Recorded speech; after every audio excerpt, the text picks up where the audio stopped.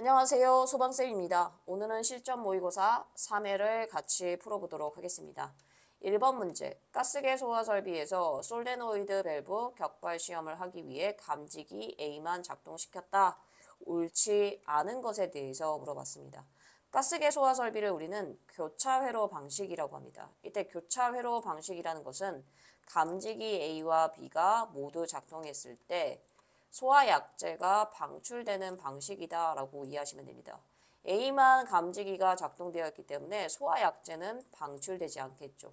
이 부분을 기억하시고 보기를 보도록 하겠습니다. 감지기 A가 작동됐기 때문에 정상적으로 음향은 작동이 됩니다. 따라서 음향경보 작동을 확인한다. 맞겠죠? 감지기 A가 작동됐기 때문에 감지기 A 작동 표시등이 점등이 되겠죠. 점등이라는 것은 램프에 불이 들어온다 라고 이해하시면 됩니다. 따라서 화재 표시등이 점등이 되겠죠. 감시 제어번에 화재 표시등이 점등됨을 확인하면 됩니다. 네 번째, 방호구역 출입문 상단에 방출 표시등이 점등된다라고 했는데 방호구역에 보시면은 출입문이 있습니다. 이 출입문에 보시면 상단에 소화약제 방출 표시등이라고 하는 표지가 있고 약제가 방출되면 이 표시등이 점등이 됩니다. 그런데 감지기 A만 작동됐기 때문에 소화약제가 방출되지 않았죠. 따라서 방출 표시등이 점등되지 않습니다. 답은 4번이 되겠습니다. 3번 문제, 자동화재 탐지 설비를 설치해야 하는 장소에 해당하는 것에 대해서 물어봤습니다. 해설 부분의 표를 보시면 기숙사 숙박시설, 층수가 6층 이상인 건물, 노유자 생활시설이라고 했는데 노인과 어린이들이 생활하는 시설, 즉 숙박이 가능한 시설이라고 보시면 됩니다. 지하구, 판매시설 중에서 전통시장, 모든 층과 전부, 즉 면적과 관계없이 모든 층에 전부 자동화재 탐지 설비가 설치된다라고 이해하시면 됩니다. 면적과 관계 있는 설치 장소에 대해서 보도록 하겠습니다. 6번째 보시면 근린생활시설이 있습니다. 우리 주변에 우리 생활에 편리함을 주는 모든 상가가 근린생활시설이다 라고 보시면 됩니다. 이 중에서 목욕장이 제외가 되는데 목욕장의 경우에는 어때요? 물이 많죠. 따라서 면적 기준이 완화가 된다라고 이해하시면 됩니다. 7번째 보시면 목욕장이 있는데 목욕장은 연면적 기준이 얼마? 그렇죠. 1000제곱미터 이상일 때 자동화재 탐지 설비가 설치되게 됩니다. 그 밖에 근린생활시설은 얼마이다? 그렇죠. 600제곱미터 이상인 경우에 자동화재 탐지 설비가 설치됩니다. 목욕장 아래 보시면은 교육 연구시설, 수련시설, 동물, 식물 관련 시설, 동물원, 식물원이 되겠죠. 교정 및 군사시설, 묘지 관련 시설인 경우에는 2000제곱미터 이상인 경우 자동화재 탐지 설비가 설치됩니다. 터널의 경우에는 길이로 표현을 하겠죠. 따라서 1000m 이상인 경우에 자동화재 탐지 설비가 설치된다라고 기억하시면 됩니다. 문제를 풀어보겠습니다. 목욕장을 제외한 근린생활시설은 얼마라고 했습니까? 그렇죠. 600제곱미터 이상인 경우 자탐 설비를 설치한다라고 했기 때문에 1번이 답이 되겠네요. 두 번째, 교육연구시설인 경우에는 얼마였습니까? 600이 아니라 그렇죠. 2000이라고 했죠. 따라서 2000제곱미터 이상인 경우라고 했습니다. 2번 틀렸죠. 터널의 경우에는 길이가 500이 아니라 그렇죠. 1000m 이상인 경우이기 때문에 3번도 틀렸습니다. 층수가 5층? 맞나요? 아니죠. 6층 이상인 건물이 자탐설비 설치 대상이 되겠죠. 답은 1번이 되겠습니다. 2번 문제, 관계인에 해당하지 않는 것에 대해서 물어봤습니다. 관계인을 이루고 있는 세 가지가 소유자, 관리자, 점유자, 이 세 가지를 우리는 소관점이라고 했습니다. 해당되지 않는 것은 4번의 소방안전관리자가 되겠죠. 답은 4번이 되겠습니다. 4번 문제, 다음 보기의 설비에 대한 설명으로 옳지 않은 것에 대해서 물어봤습니다. 상단에 보시면은 소방 펌프차가 있고 지금 송수구와 연결이 되어 있습니다. 쭉 배관을 따라가시면 끝에 방수구가 있죠. 이와 같이 송수구와 방수구가 있는 형태를 우리는 그렇죠. 연결 송수관 설비라고 합니다.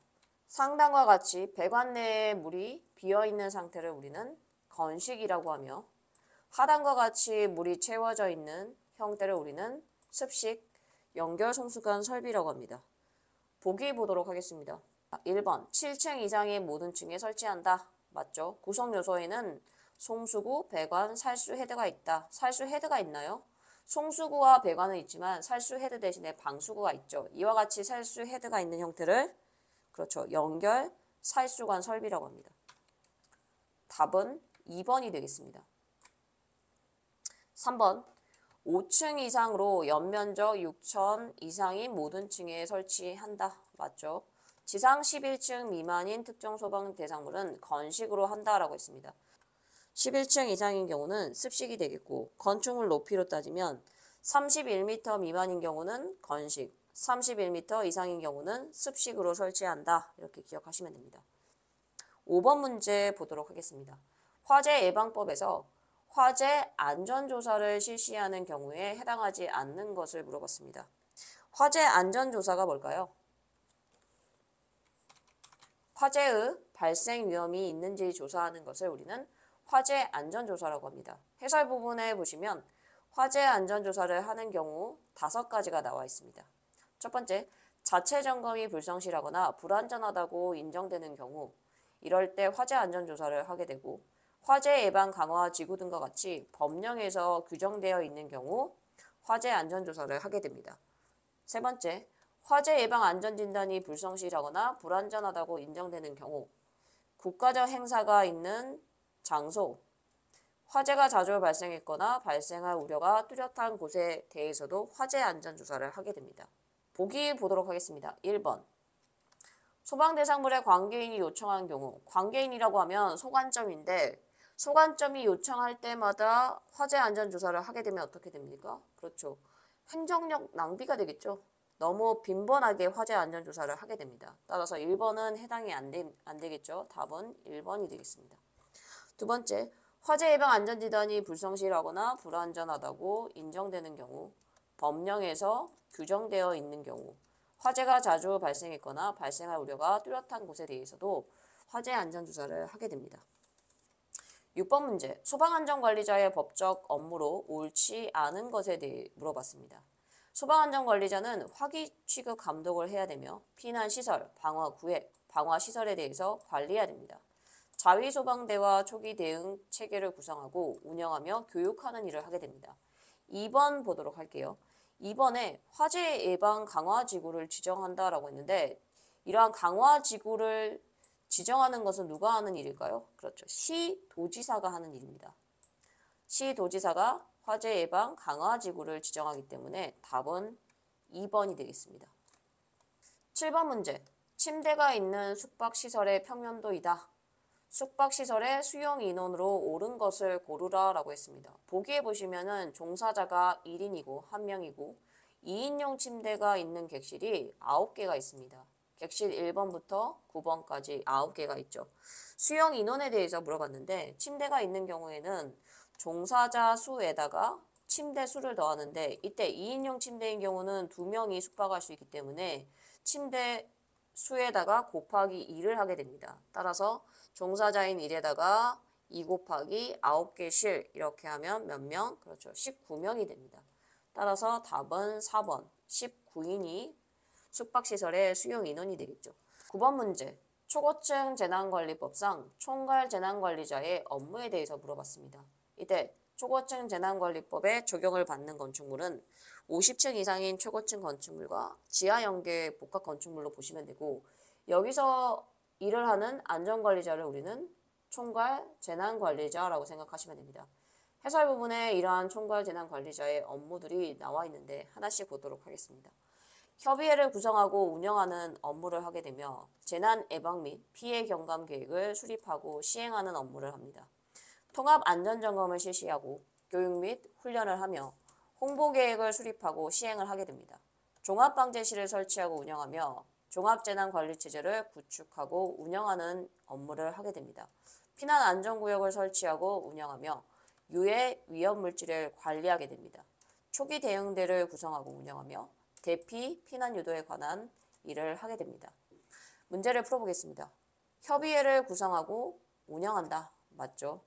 재난을 예방하고 피해 경감 계획을 수립 시행한다. 맞죠? 통합 안전점검을 실시한다. 맞습니다.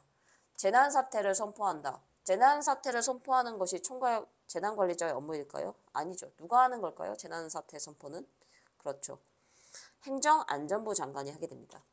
따라서 답은 4번이 되겠습니다. 8번 문제. 자동심장 충격기 AED 패드의 부착 위치로 옳게 짝지어진 것은? 이라고 물어봤습니다. A와 C가 있는 위치를 우리는 오른쪽으로 보시면 되겠죠. B와 D가 있는 위치를 그렇죠. 왼쪽으로 보시면 되겠죠. 우리가 마네킹을 봤을 때 좌우라고 생각하시면 안 되고 우리가 마네킹이 되어서 누워있을 때 A와 C의 위치가 오른쪽에 해당이 되겠죠. 따라서 여러분들이 오른쪽과 왼쪽을 잘 구분을 하셔야 되겠습니다. 이때 패드의 위치 물어봤는데 부착 위치는 A와 D가 되겠습니다. A 위치는 쇄골뼈 아래라고 보시면 됩니다. 따라서 A는 오른쪽 빗장뼈, 즉 쇄골 바로 아래이다 라고 이해하시면 되고 D의 위치는 겨드랑이 밑이죠. 따라서 왼쪽 가슴 아래와 겨드랑이 중간이다 라고 이해하시면 됩니다. 답은 2번이 되겠습니다. 10번 문제. 소방활동구역을 출입할 수 있는 사람이 아닌 것은? 이라고 했습니다. 소방활동구역이라고 하는 것은 화재 발생 시 소화 활동을 위해서 출입할 수 있는 사람에 대해서 물어보는 것입니다. 그러면 불이 난 특정 소방 대상물이기 때문에 출입에 대한 제한이 있겠죠. 첫 번째,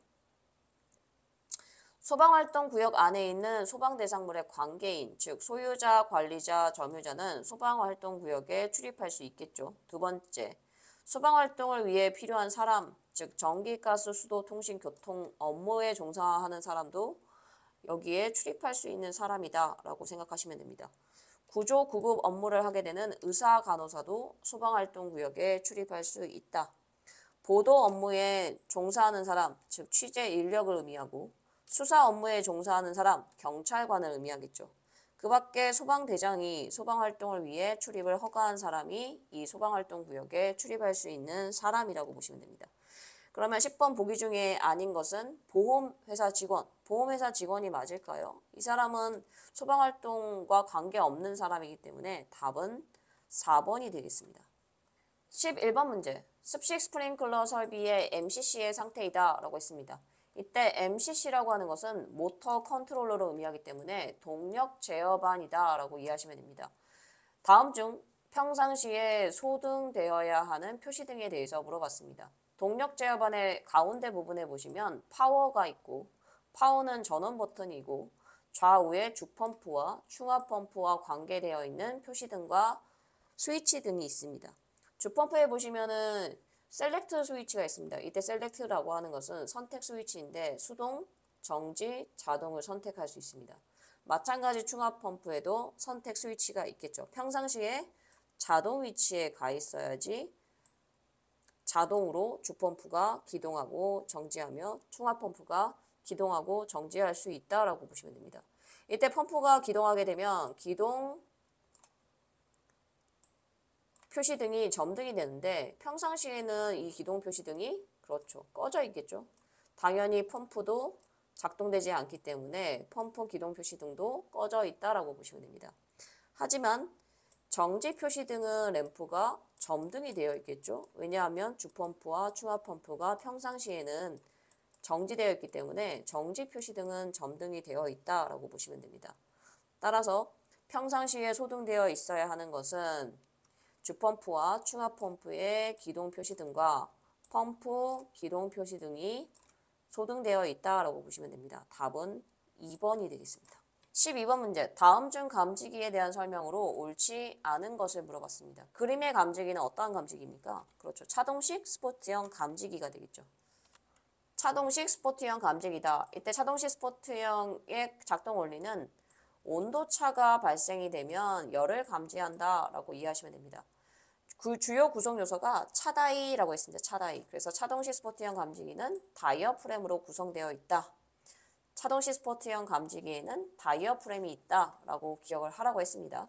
자, 이러한 차동식 스포츠형 감지기는 여러분들 방에 설치가 되어 있죠. 따라서 거실과 사무실에 설치를 합니다. 1번 맞죠. 주위 온도가 일정 상승률 이상이 되는 경우 작동한다. 즉 온도차에 의해서 작동한다. 이렇게 보시면 됩니다. 리크 구멍은 감지기의 오동작을 방지하는 구성 요소이기 때문에 감지기의 구성 요소 중에 하나이다. 맞습니다. 동작 원리를 보시면 화재 시 온도가 상승하게 되고 가면실 내에 공기가 팽창되겠죠. 바이메탈을 압박한다라고 했는데 바이메탈이 아니라 그렇죠. 다이어프램을 움직여서 접점이 붙게 되고 접점이 붙으면 이 화재 시선을 수신기로 보낸다라고 보시면 됩니다. 틀린 답은 4번이 되겠죠. 13번 문제, 심폐소생술의 시행 순서에 대해서 물어봤습니다. 먼저 반응을 확인해야 되겠죠. 어깨를 두드리면서 반응을 확인하게 됩니다. 의식이 있는지 없는지 확인을 하고, 두 번째, 119에 신고를 해야 되겠죠.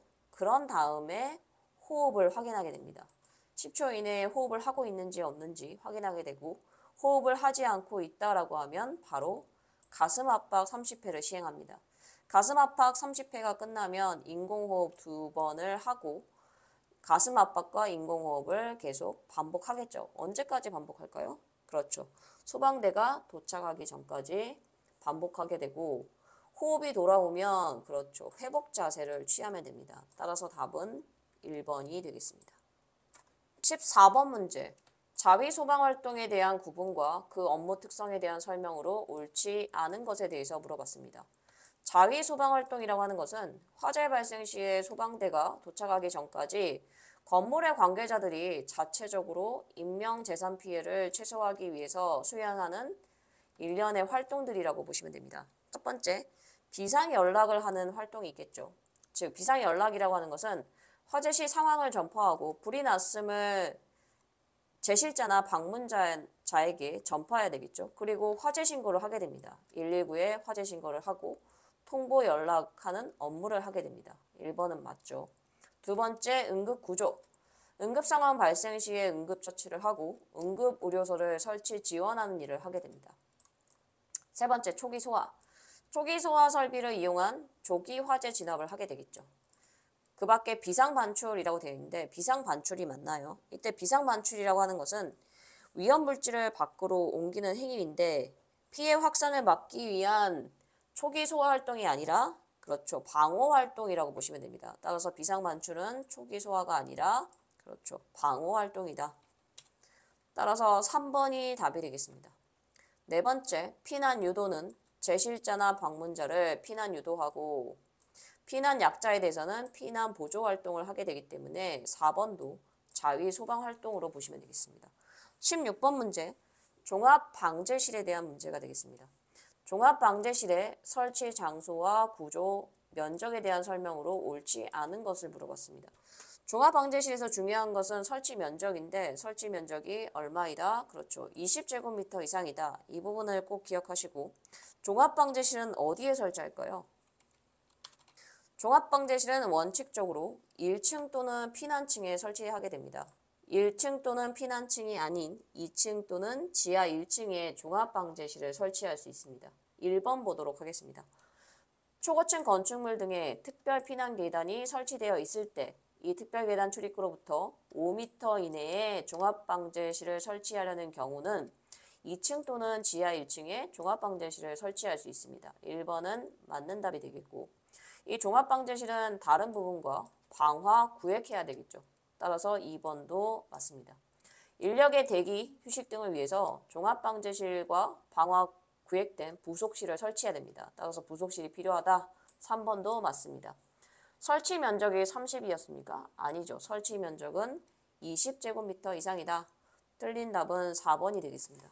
15번 문제. 특정 소방 대상물별로 적용되는 소화기구의 능력 단위 기준에 대해서 물어봤습니다. 옳은 것은 소화기구의 능력 단위 위락시설의 경우에는 얼마였습니까? 그렇죠. 30제곱미터마다 한 단위 이상 설치한다라고 했습니다. 두 번째, 공직관 문의장의 경우에는 이때 공이 그렇죠. 공연장이라고 했죠. 이때는 50제곱미터마다 한 단위 이상 소화기구를 설치한다라고 했습니다. 세 번째, 근린생활시설에다가 노숙 공판창, 이때 공은 그렇죠. 공동주택을 의미합니다.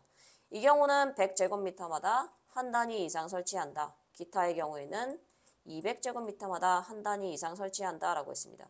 이때 여러분들이 장소에 따라 면적 기준을 꼭 기억을 하시라고 했고 내와 구조라는 단서가 붙어 있을 경우에는 이 면적 기준이 2배로 커진다, 2배로 늘어난다 라고 했습니다. 1번 보도록 하겠습니다. 근린생활시설의 경우에는 근린생활시설 얼마라고 했습니까? 그렇죠. 100제곱미터마다 한 단위 이상의 소화기구를 설치한다라고 했기 때문에 1번이 맞는 답이 되겠습니다. 2번에 위락시설 나와 있죠. 위락시설은 위 30, 50이 아니라 30제곱미터마다 한 단위 이상이다. 주요 구조부가 방화 구조인 경우 면적이 2배이다. 맞나요? 방화가 아니라 그렇죠. 내화 구조인 경우에 2배 이상이다 라고 했습니다. 방화가 아니라 내화이다. 장례식장이다 라고 했는데 장례식장이 어디에 나와 있습니까? 공직관 문의장. 이때 장이 장례식장이 되겠죠. 이 경우는 얼마이다? 그렇죠. 75가 아니라 50제곱미터마다 한 단위 이상이다. 50제곱미터이기 때문에 답이 아니겠죠. 17번 문제.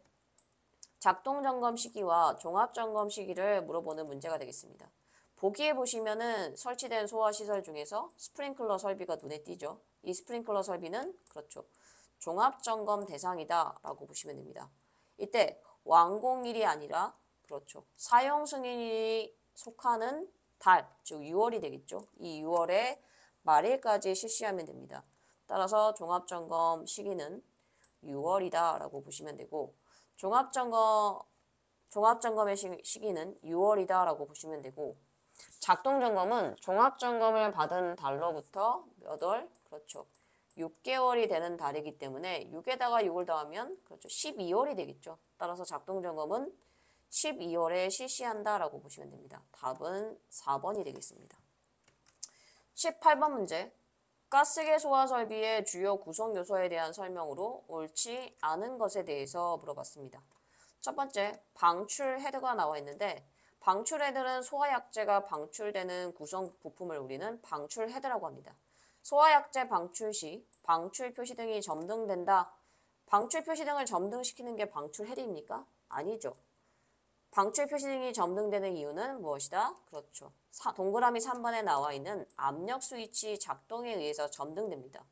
이렇게 방출 표시등을 점등하는 이유는 뭘까요? 그렇죠. 방호구역 내로 사람이 진입하는 것을 방지하는 역할을 하는 것입니다. 따라서 3번은 맞는 답, 1번은 틀린 답이 되겠습니다. 선택 밸브의 경우에는 방출 구역마다 선택 밸브가 달리 있습니다. 따라서 소화약제 방출 시에 방출 구역을 선택해주는 밸브가 선택 밸브이다 라고 생각하시면 됩니다. 수동 조작함의 경우에는 화재 시 수동 조작에 의해서 소화약제를 방출하는 것이 수동 조작함의 역할이다 라고 보시면 됩니다. 20번 문제. 연소의 3요소가 아닌 것은 물어봤습니다. 연소의 3요소를 우리는 그렇죠. 가산점이라고 합니다.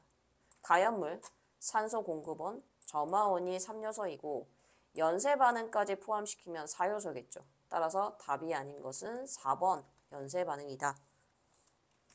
19번 문제. 소방안전관리자의 업무 대행이 가능하지 않는 것에 대해서 물어봤습니다. 업무 대행이 가능한 대상물은 작은 건물이라고 보시면 됩니다. 즉 2급과 3급 대상물이 작은 건물에 해당이 되며 특급의 경우에는 업무 대행이 불가능합니다. 1급의 경우에는 부분적으로 업무 대행이 가능한데 아파트는 업무 대행이 안 되고 연면적이 15,000 이상인 경우도 업무 대행이 안 됩니다. 업무 대행이 가능한 1급의 경우에는 지상층의 층수가 11층 이상이다 라고 기억하시면 됩니다. 문제 풀어보겠습니다. 자동화재 탐지 설비가 설치되어 있다. 자탐 설비는 그렇죠. 상급 대상물이 되겠죠. 따라서 1번은 업무 대행이 가능하고 스프링클러 설비가 설치되어 있다. 이 경우는 2급이 되겠죠. 따라서 업무 대행이 가능합니다. 연면적이 15,000 미만으로 11층 이상이고 1급이다. 아파트 제외한다라고 했기 때문에 업무 대행이 가능한 1급에 해당이 되겠죠. 높이가 120m 이상이다. 120m이면 4로 나눴을 때, 즉 한 층이 4m죠. 그러면 몇 층입니까? 그렇죠. 30층이 되겠죠. 30층 특정소방 대상물은 특급입니다. 따라서 4번의 경우는 특급이기 때문에 업무 대행이 불가능하다라고 보시면 됩니다. 21번 문제. 옥내 소화전 설비 점검 중에 방수 압력 및 방수량 측정에 대한 설명으로 옳은 것은 물어봤습니다. 방수 압력과 방수량 측정할 때 피토 게이지와 그렇죠. 직사형 관창을 쓰게 됩니다. 이때 이 피토 게이지는 압력계가 설치되어 있고 피토 게이지 끝단에는 구멍이 뚫려 있습니다. 이 구멍으로 물이 들어오면 방수 압력을 측정할 수 있고 이 구멍 끝단과 옥내 소화전 노즐 선단과의 거리는 노즐 구경의 절반입니다. 이때 옥내 소화전의 노즐 구경이 얼마일까요? 노즐 구경은 13mm이기 때문에 13mm를 2로 나누면 그렇죠. 6.5mm이다 라고 여러분들이 계산하시면 되겠습니다. 첫 번째, 반드시 방사형 관창을 이용하여 측정한다. 방사형 아니죠. 이러한 관창을 우리는 물줄기가 봉상주수 형태로 방사가 되죠. 이러한 관창을 우리는 뭐라고 한다? 직사형 관창이라고 합니다. 따라서 1번은 틀렸죠.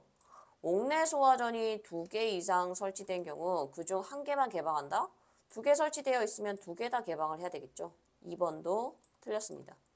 세 번째, 노즐의 선단과 피토 게이지 사이의 거리는 노즐 구경의 절반, 즉 6.5mm이다. 답은 3번이 맞는 말이 되겠죠.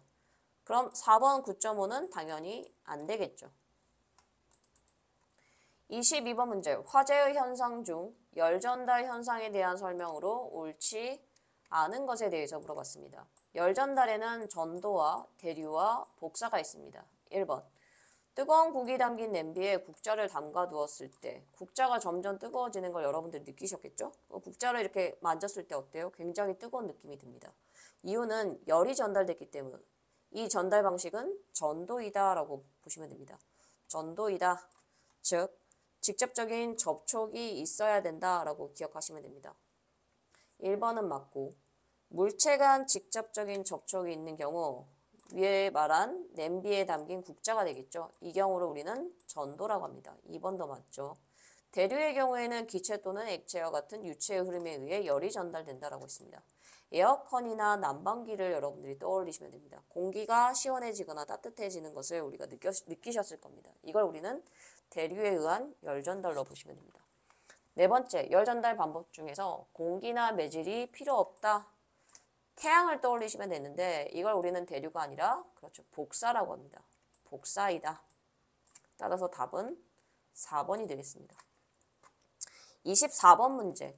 전기화재의 원인으로 짝지어진 것은? 이라고 했습니다. 기억의 과전류. 전류가 세게 흐르면 전기화재가 발생될 수 있겠죠. 기억은 맞는 말. 단선이면 선이 끊어진 건데 전기가 통하지 않죠? 전기가 통하지 않는데 전기화재가 일어날 수 있을까요? 안 되겠죠. 니은은 전기화재의 원인이 아니겠죠.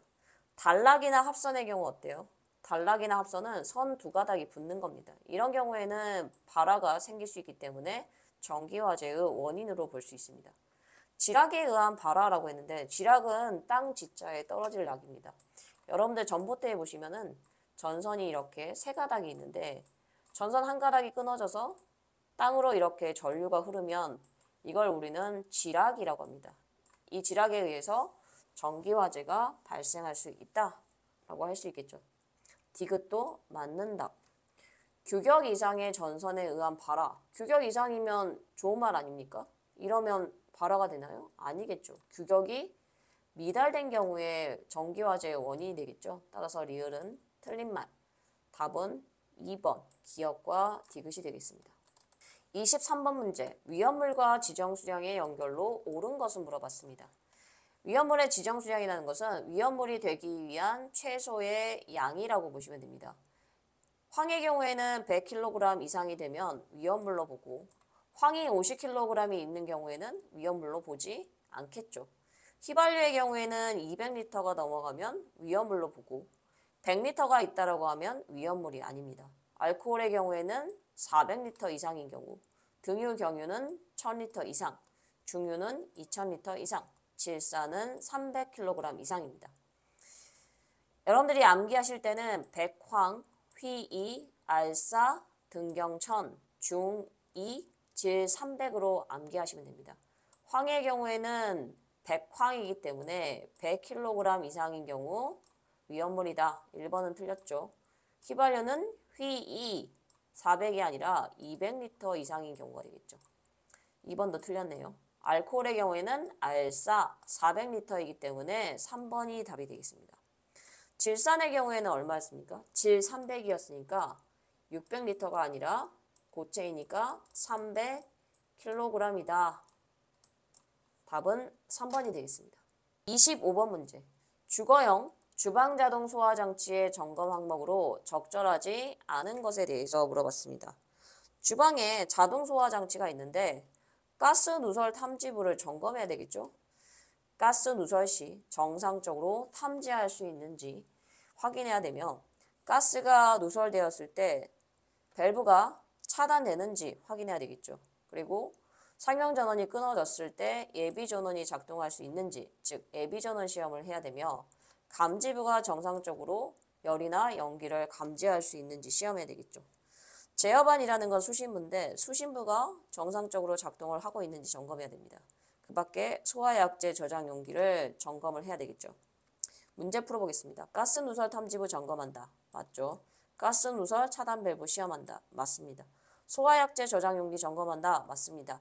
알람 밸브 확인한다. 알람 밸브 어디에서 나왔습니까? 그렇죠. 습식 스프링클러에서 나왔기 때문에 주방 자동 소화 장치하고는 관계가 없겠죠. 답은 3번이 되겠습니다.